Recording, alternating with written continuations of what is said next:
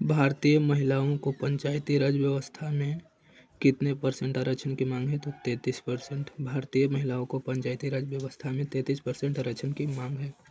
आर्थिक क्रिया किसे कहते हैं? तो वैसी क्रिया जिसे हमें आय की प्राप्ति होती है उसे आर्थिक क्रिया कहते हैं।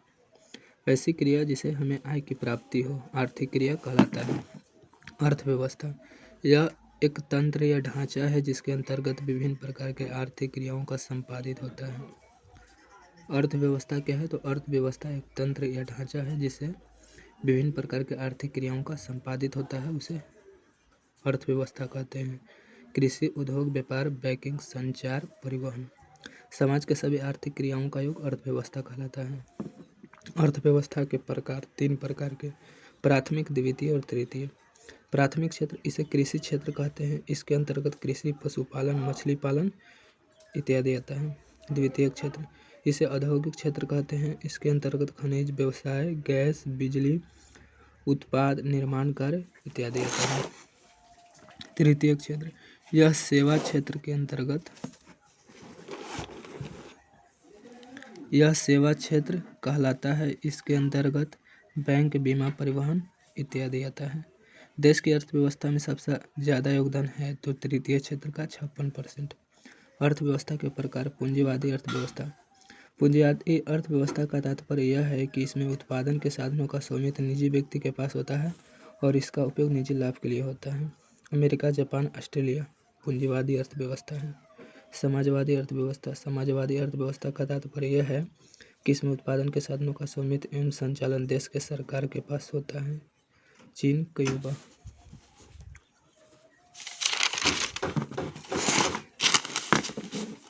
मिश्रित अर्थव्यवस्था। मिश्रित अर्थव्यवस्था पूंजीवादी और समाजवादी अर्थव्यवस्था का मिश्रण है। यहाँ उत्पादन के साधनों का स्वामित्व सरकार तथा व्यक्तियों तथा निजी व्यक्तियों के पास होता है। भारत मिश्रित अर्थव्यवस्था है। सामाजिक विकास। सामाजिक विकास का तात्पर्य है कि इसमें समाज के सभी वर्गों को लाभ मिलता है। इसमें कोई भी व्यक्ति लाभ से अछूता नहीं रहता है, तो इस विकास को समावेशी विकास कहते हैं। भारत में योजना आयोग का गठन 15 मार्च 1950। योजना आयोग का नाम बदलकर नीति आयोग कब किया गया? तो 15 जनवरी 2015। योजना आयोग के पदेन अध्यक्ष तो वर्तमान प्रधानमंत्री। योजना आयोग में कुल सदस्यों की संख्या 8। राष्ट्रीय विकास परिषद का गठन 6 अगस्त 1952। राष्ट्रीय विकास परिषद का गठन 6 अगस्त 1952। इस गठन आर्थिक नियोजन हेतु राज्य सरकार योजना आयोग के बीच तालमेल बनाए तथा वातावरण बनाने के लिए किया जाता है। राष्ट्रीय विकास परिषद का गठन 6 अगस्त 1952 ईस्वी को किया गया था। यह गठन राज्य सरकार और योजना आयोग के बीच तालमेल बनाए रखने के लिए किया गया था। मौद्रिक विकास। वस्तु विनिमय प्रणाली। विनिमय का मतलब आदान प्रदान। वैसी प्रणाली जिसमें वस्तु से वस्तु का विनिमय होता है उसे वस्तु विनिमय प्रणाली कहते हैं। मौद्रिक प्रणाली वैसा प्रणाली जिसमें मुद्रा से वस्तुओं का क्रय विक्रय होता है उसे मौद्रिक प्रणाली कहते हैं। बैंकिंग प्रणाली, कोर बैंकिंग प्रणाली, एटीएम प्रणाली, डेबिट कार्ड और क्रेडिट कार्ड। आर्थिक विकास के माप एवं सूचकांक। राष्ट्रीय आय, प्रति व्यक्ति आय। किसी देश में एक वर्ष में वस्तुओं एवं सेवाओं के कुल उत्पादित आय को राष्ट्रीय आय कहते हैं।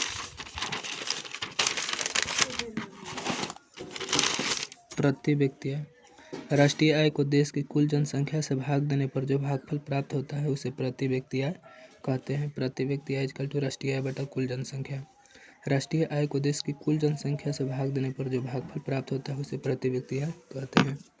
जिस देश का राष्ट्रीय आय अधिक होता है वह विकसित राष्ट्र कहलाता है। सर्वाधिक प्रति व्यक्ति आय गोवा, सबसे कम प्रति व्यक्ति आय बिहार। मानव विकास सूचकांक 1990 में महबूब उल हक के द्वारा तैयार किया गया था।